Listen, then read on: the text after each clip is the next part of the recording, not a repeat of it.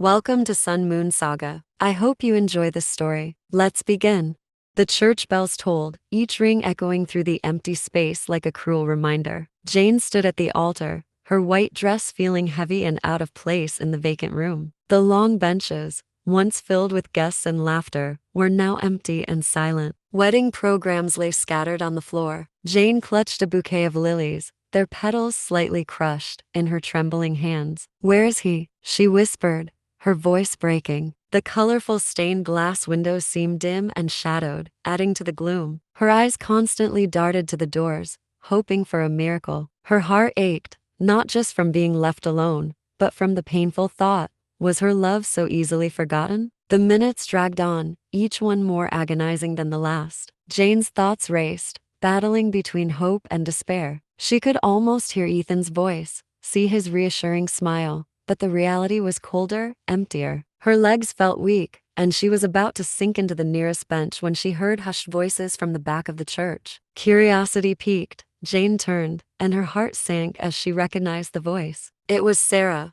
her maid of honor and best friend. Jane moved quietly closer, her breath catching when she heard the words. "Can you believe it? She's just standing there like a fool," Sarah was saying to one of the bridesmaids, a cruel edge to her usually friendly tone. "I told her Ethan was too good for her. He probably realized it at the last minute and bolted. I mean, who leaves a painting as a wedding gift? Weird, right?" Jane froze, her mind spinning. Sarah had always been the one person she trusted, the one who'd encouraged her relationship with Ethan from the start. To hear her mocking words dripping with disdain felt like another knife in the back. But it wasn't just the betrayal. It was the way she dismissed Ethan's gift, the painting Jane hadn't even had a chance to properly see. Feeling numb, Jane walked back to the altar and found the painting propped up on a stand, almost forgotten in the chaos. She gently pulled off the covering. It was a breathtaking piece, capturing the very church where she stood, bathed in soft, golden light,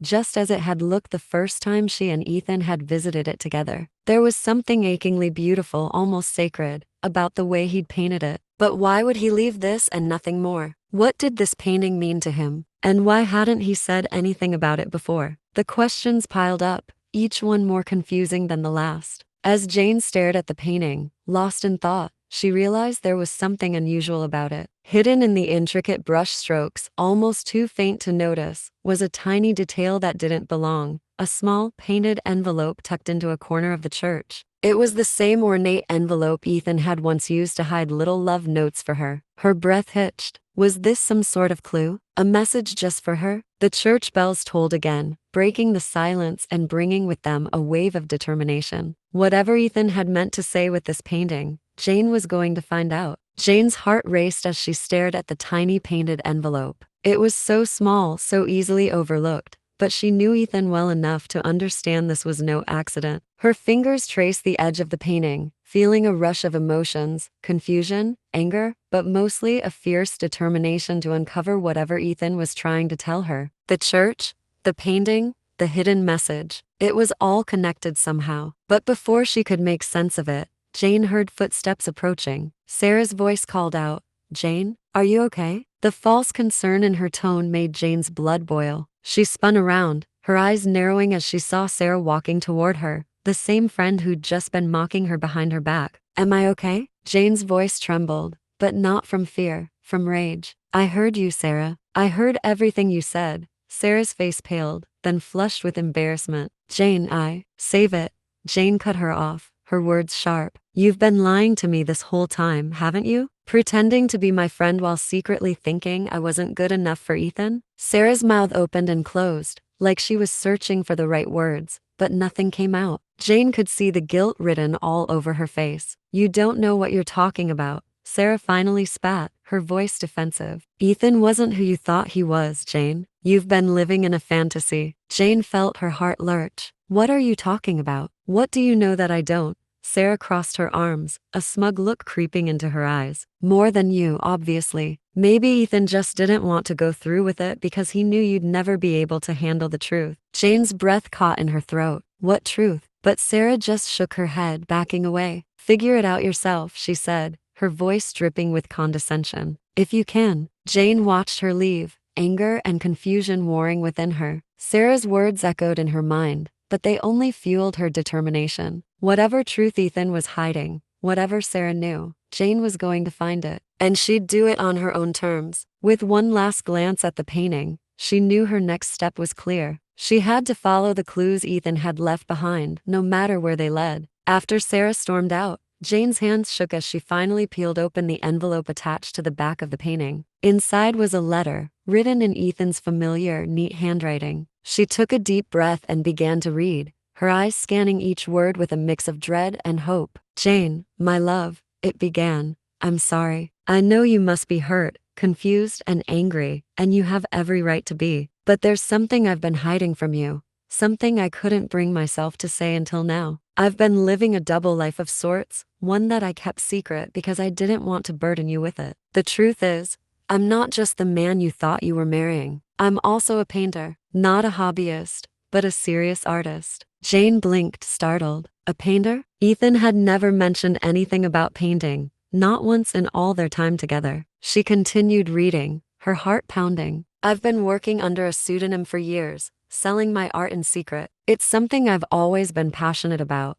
but I kept it hidden because I didn't want it to interfere with our life together. But as our wedding day approached, I found myself feeling trapped between the life I wanted to live with you and the one I've been living in the shadows." Jane's hands tightened around the letter. Why hadn't he told her? Why had he kept this hidden? She kept reading, desperate for answers. "I didn't leave because I don't love you, Jane. I left because I was afraid that I couldn't be the husband you deserve while also living this other life. I know it sounds selfish, and maybe it is, but I couldn't bring myself to tie you to someone who isn't whole. I hope you can forgive me someday." The letter ended there, leaving Jane with a swirl of emotions. Relief that he hadn't stopped loving her, anger that he'd walked away without giving her a chance to understand, and confusion, much confusion, about what all of this really meant. But one thing was clear, Ethan had been trying to protect her from something. He hadn't told her the whole truth, that much was obvious. And now, more than ever, she was determined to find out what that was. Jane looked at the painting again, at the tiny envelope hidden in the corner. If this was his way of sending her a message, she was going to follow it, wherever it led. Jane couldn't shake the unease that settled in her chest after her confrontation with Sarah. The more she thought about it,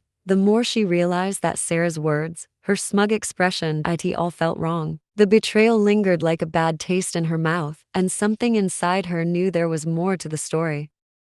Over the next few days, Jane found herself obsessively going through old photos, messages, and memories, searching for any sign that she had missed something. And there it was in plain sight. Sarah was always a little too close to Ethan in every group picture, her hand lingering on his arm a little too long. Jane also found an old text from Sarah, questioning if Ethan was really the right guy for her, subtly planting seeds of doubt. Determined to get to the bottom of it, Jane reached out to Ethan's friends and family. At first, they seemed hesitant, but one of Ethan's closest friends finally opened up. "Yeah, I always thought Sarah was a bit possessive when it came to Ethan. She never liked seeing him with anyone else, but we all just assumed she was protective. Now, I'm not so sure." Fueled by this revelation, Jane knew she had to confront Sarah again. She invited Sarah over, pretending to be in need of support. As they sat in Jane's living room, the tension was palpable. Jane's heart pounded in her chest as she carefully steered the conversation toward the wedding and Ethan's disappearance. Sarah's usual confidence wavered. She shifted uncomfortably, her eyes darting around the room. Jane leaned in, her voice steady but laced with anger. "Sarah, I know something's off. You've been hiding something from me, haven't you?" Sarah's face paled, and she stammered, "Jane, I don't know what you're talking about." But Jane didn't back down. "Don't lie to me, Sarah. I know you've been in love with Ethan for years, and I know you did something to make him leave that day. What did you tell him?" The room fell silent, the air thick with tension. Finally, Sarah's composure crumbled, and tears welled up in her eyes. "Fine," she whispered, her voice trembling. "I did it. I told Ethan that you didn't love him, that you were only marrying him for his money and that you were seeing someone else behind his back." Jane's breath caught in her throat, the weight of Sarah's confession hitting her like a ton of bricks. "How could you?" she choked out, tears streaming down her face. "How could you do that to me?" But Sarah wasn't done. "Because I couldn't stand the thought of losing him to you," she sobbed. I've loved him for so long, Jane, and he never even noticed me. I thought if I made him doubt you, maybe he'd finally see me." Jane was speechless, her mind reeling from the betrayal. But then Sarah said something that sent a chill down her spine. "But Jane, there's something else. Something Ethan didn't tell you. Something I think you need to find out on your own. Whatever it is, it's bigger than us. Bigger than anything I could have said to him." Jane's heart pounded as she stared at Sarah, her mind racing. What could Ethan have been hiding? And why did Sarah think it was so important for Jane to find out on her own? The answers were out there, and Jane knew she had no choice but to uncover the truth, no matter how painful it might be. The next day, Jane decided to visit Ethan's studio, a place she had never been allowed to enter. She had always respected his privacy, believing his art was just a small hobby. But now, she wondered if it held the key to all the secrets he had kept from her. As she pushed open the door, a faint smell of paint and turpentine filled the air. The room was dimly lit, the walls lined with canvases, each one depicting scenes of their life together. But one painting caught her eye, hidden under a sheet in the corner. Her heart raced as she approached it, her fingers trembling as she lifted the sheet. What she saw made her gasp. It was a portrait of herself, but not as the bride she had been on that fateful day. This was a different Jane, pale thin, with haunted eyes that seemed to stare right through her. Below the painting, in Ethan's unmistakable handwriting, was a single word: goodbye. Tears welled up in Jane's eyes. This wasn't just a portrait. It was a farewell, a message Ethan had left behind for her. But why? What was he trying to tell her? She stumbled back, her mind spinning with questions. Just then, her phone buzzed in her pocket. It was a text from an unknown number. "Meet me at the place where it all began. I have answers." The message was cryptic, but Jane knew exactly where it was referring to: the small park bench where she and Ethan had shared their first kiss. Without hesitating, she grabbed her coat and rushed out the door, her heart pounding with a mix of fear and hope. When she arrived at the park, the air was thick with anticipation. And there, sitting on the bench, was a man she never expected to see. It wasn't Ethan,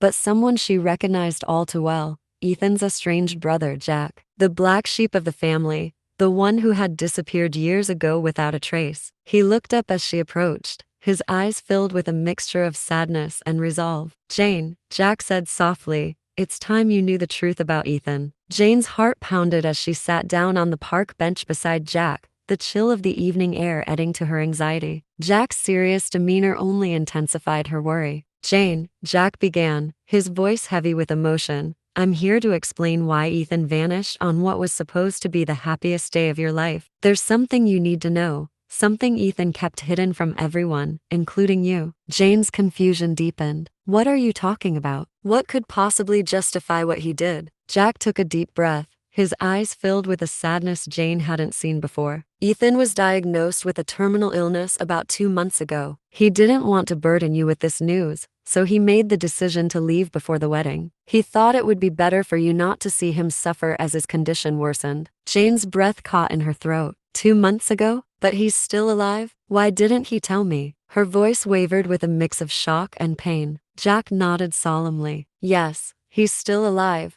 but he's been trying to protect you from the reality of his illness. He didn't want you to see him deteriorate, didn't want you to be part of his suffering. He thought leaving you with a painful, but clean, break was kinder." Tears began to stream down Jane's face. "But if he's still alive, why did he leave me? Why didn't he let me say goodbye?" Jack's eyes were filled with regret. "Ethan thought it was the best way to shield you from the slow decline of his health. But I think he was wrong. That's why I'm here now. Ethan wanted you to have a chance to say goodbye properly, to understand the truth. I believe he hoped you would find peace in knowing his reasons." Jane felt a whirlwind of emotions: anger, sadness, confusion, but also a deep sense of longing. "Where is he now? Can I see him?" Jack took a deep breath. "He's been staying at a private care facility to manage his illness. He's agreed to see you if you're willing, but be prepared.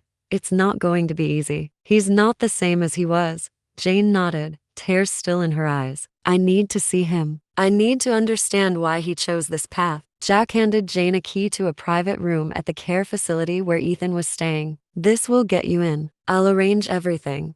But you should know that this will be hard. Ethan is still very much in love with you, but he's also struggling with his condition. This is your chance to have closure, to say what you need to say. Jane took the key, her heart heavy but resolute. She knew this was a chance she couldn't pass up. As she prepared to visit Ethan, she braced herself for the emotional confrontation that lay ahead, hoping to find the answers and closure she so desperately needed. Jane's heart raced as she drove towards the care facility. The urgency of seeing Ethan was consuming her, but a nagging thought kept pulling at her mind. Her period was late, something that had never happened before. With a sense of foreboding, she decided to stop by a pharmacy. The fluorescent lights of the store felt harsh against her anxious face as she picked up a pregnancy test, her hands trembling. Once she was in the privacy of a nearby restroom, she took a deep breath and followed the instructions on the test. The minutes felt like hours as she waited for the result, her heart pounding in her chest. Finally, she glanced at the small window on the test and her eyes widened in shock. The result was unmistakable.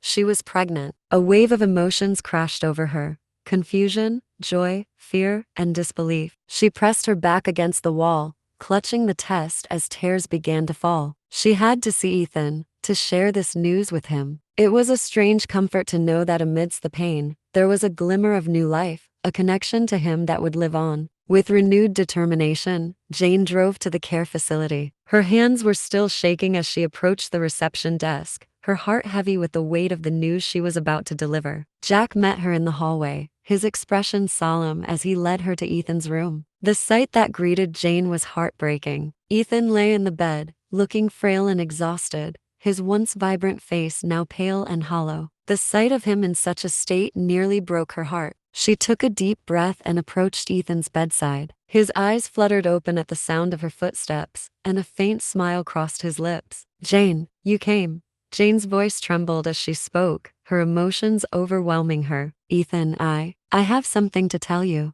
I just found out. I'm pregnant." She held up the pregnancy test, her tears falling freely. Ethan's eyes widened with a mix of shock and joy. "Pregnant? Jane, that's..." His voice faltered as he struggled to sit up. "I wanted so badly to have a family with you." Jane took his hand, feeling the warmth of his touch despite his weakened state. "I know, Ethan. I know. I'm scared and confused. But I wanted you to know. I wanted you to be a part of this." Ethan's eyes were filled with tears as he looked at her. "I'm so happy. So sorry for everything. I should have been there for you. For us." As Jane spoke, she noticed Ethan's breathing becoming more labored. The color drained from his face, and his strength seemed to wane rapidly. "Ethan, no, stay with me," she pleaded, holding his hand tightly. Ethan gave her a weak smile, his eyes locking with hers. "Jane, I love you. I'm so glad you're having our baby. I'm sorry I couldn't be there. Please, forgive me." His voice grew fainter, and Jane felt a crushing weight in her chest as she watched him slip away. His hand grew cold in hers, and despite her desperate attempts to hold on to him, Ethan's eyes closed for the final time. Jane cradled his hand against her cheek, tears streaming down her face as she whispered, "I love you too, Ethan. I'll make sure our baby knows how much you love them. Goodbye." In that quiet, somber moment, Jane felt a profound sense of loss mixed with a fragile hope for the future. Ethan was gone, but a piece of him would live on in their child, a bittersweet reminder of their love amidst the sorrow. A year had passed since that heart-wrenching day. The sun was shining brightly through the nursery window, casting a warm glow over the room. Jane sat in a cozy chair by the window, holding a beautiful baby boy in her arms. His tiny face, with its wisps of dark hair and inquisitive eyes, was a living reminder of Ethan. Jane looked down at her son, feeling a deep, bittersweet joy. She had named him Ethan, a tribute to the man she had loved so deeply. As she rocked him gently, she could almost see Ethan's smile in their baby's innocent expression. It was like holding a piece of him in her arms, a precious connection that made the pain of losing him a little more bearable. Her eyes were filled with tears, but they were tears of both happiness and sorrow. "You know, Ethan," she murmured to her son, her voice soft and full of love, "you have your daddy's eyes. He would have been so proud of you. I wish he could have seen you grow up. But I promise, I'll tell you all about him every day." The baby cooed and wiggled, his small hand reaching up to grasp Jane's finger. The simple touch made her heart swell with affection. She thought about how much Ethan had wanted to be a father, how he had dreamed of this moment. It was a comfort to know that a part of him lived on in their son. As Jane gazed out the window, she saw Jack walking down the path towards the house. He had become a regular presence in her life, offering support and friendship as she navigated the complexities of single motherhood. Jane knew that Jack's presence was a gift, a reminder that she wasn't alone in this journey. When Jack entered the room, he looked at the baby with a soft smile. "He's beautiful, Jane, just like his mother and father." Jane nodded, her heart full. "Thank you, Jack. I'm so grateful for everything you've done for me. It hasn't been easy, but having Ethan here with me, even in this way, makes it all worth it." Jack placed a gentle hand on Jane's shoulder. "You've done an incredible job, Jane. Ethan would be so proud of you. And I'm here for you, for both of you, whenever you need me." Jane smiled through her tears. "I know, Jack, and that means the world to me. We've all been through so much, but we're making it through, one day at a time." She looked down at little Ethan, who was now peacefully sleeping in her arms, and she felt a sense of calm and hope for the future. The journey had been filled with heartache, but it had also brought her new beginnings. With her son by her side, Jane felt ready to face whatever came next, knowing that Ethan's love would always be a part of their lives. As the afternoon sun bathed the room in its gentle light, Jane held her baby close, whispering promises of a future filled with love and memories. The pain of the past was still there, but in the quiet moments with her son, she found solace and strength, and with that, she was ready to embrace the future, holding on to the love that had shaped her life. Did you enjoy this story? Comment below, and don't forget to like and subscribe. See you next time.